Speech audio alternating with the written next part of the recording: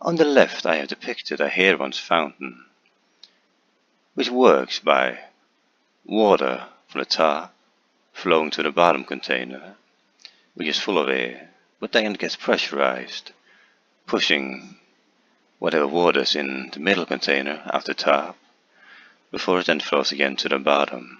And this will keep making a fountain until the bottom one is filled with water, and then it stops. On the right I've taken that and turned it into a cycling thing, say powered by a water source, be it a river or whatnot.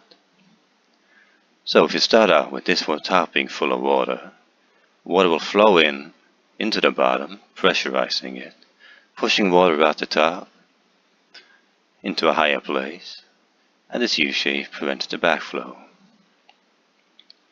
And then, when this one reaches high enough level, the siphon actuates, and it causes this thing to fill a bit, because there's pressure here preventing this from refilling while it's emptying.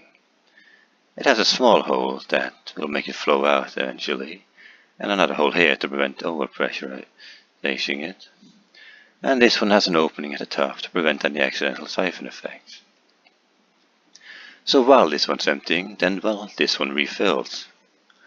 And this is just have enough height here to not cause any siphoning effects there as well. And as a bonus thing, say this is the bottom one. It does a thing by pressurizing and going back and whatnot. If you add something like this to it, then well, when there's water in here, it'll prevent pressure leakage here by the height of the water. But when it goes back down and creates negative pressure, it can suck in, only limited by a small amount of height here. And this one is the same thing, just placed down here, which when pressurized will cause pressure go in here, and then held back by the water level on this side. So in effect you can have something that pulls air from one place and pushes into another, so you get both suction and pressure pulling.